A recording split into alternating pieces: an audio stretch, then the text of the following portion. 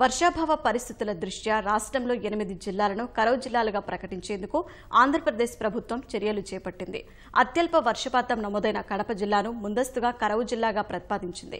51 మండలాల్లో దుర్భిక్షం నెలకొన్న దృష్ట్యా వ్యవసాయ శాఖ మంత్రి సోమిరెడ్డి చంద్రమోహన్ రెడ్డి క్షేత్రస్థాయిలో పర్యటించి పరిస్థితులను నేరుగా పరిశీలించారు. తక్షణమే కరవు నివారణ చర్యలు చేపట్టి రైతులను ఆదుకుంటామని ప్రకటించారు. ఖరీఫ్ సీజన్ గడుస్తున్నా రాష్ట్రంలో వర్షాల జాడలేదు. ప్రధానంగా రాయలసీమ, ప్రకాశం, నెల్లూరు, గుంటూరు జిల్లాల్లో పరిస్థితి చాలా తీవ్రంగా ఉంది. కడప జిల్లాలో 64% వర్షపాతం లోటుందని అధికారులు ప్రభుత్వానికి నివేదించారు. 51 మండలాల్లో కరువు తాండవిస్తోంది.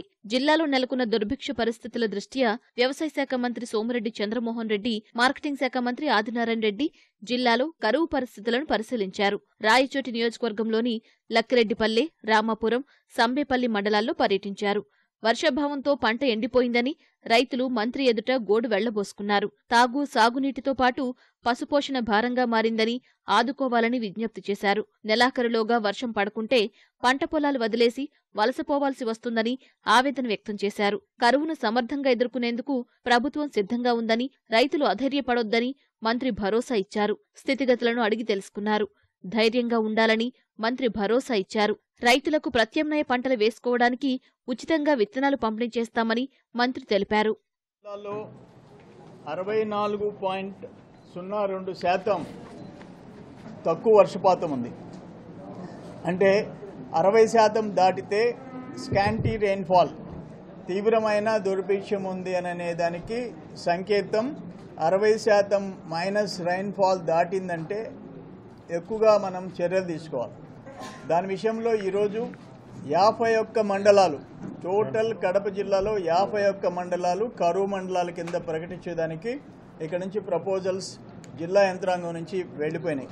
వెంటనే చర్యలు తీసుకుంటాం.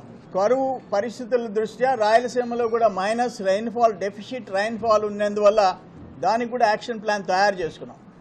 వాటన్నిటిలో ఎక్కడా వెనకబడకుండా రాష్ట్ర, కేంద్ర ప్రభుత్వాల నుంచి ఏమేమి నిధులు మనకు అవసరమో, రైతుల్ని ఏ విధంగా ఆదుకోవాలో వాటన్నిటిలో మేము చర్యలు తీసుకుంటున్నాం. ఇంకొకటి కూడా చెప్పాం, రైన్ గన్స్ ఎక్కడ అవసరమైతే అక్కడ వాడుకోమన్నాం. ఆల్రెడీ రైన్ గన్స్ కూడా కొన్ని దగ్గరలో వాడుతున్నారు. పశువులు కబేళాలకు తరలకుండా కరువు ప్రాంతాల్లో పశుగ్రాస కేంద్రాలను ఏర్పాటు చేస్తామని మంత్రి ఆదినారాయణ రెడ్డి తెలిపారు. ముఖ్యమంత్రి చొరవతో రైతులు, కూలీలు ఇబ్బందులు పడకుండా చర్యలు చేపట్టామన్నారు.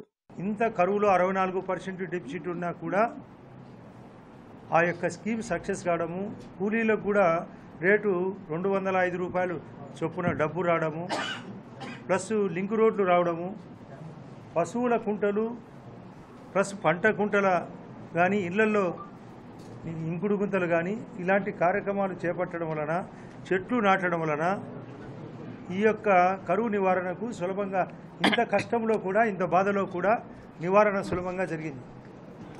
దానికి ముఖ్యమంత్రి గారి ముందు చూపు.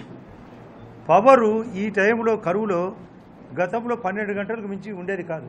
కానీ ఇంత సమస్యలో కూడా 24/7 హాస్పిటల్లో ఎట్లా బోర్డు పెట్టారో కరెంటు కూడా 24/7. జిల్లాలో కరువు పరిస్థితిపై అధ్యయనం చేయడానికి వచ్చిన వ్యవసాయ మంత్రికి వినతులు వెల్లువలా వచ్చాయి.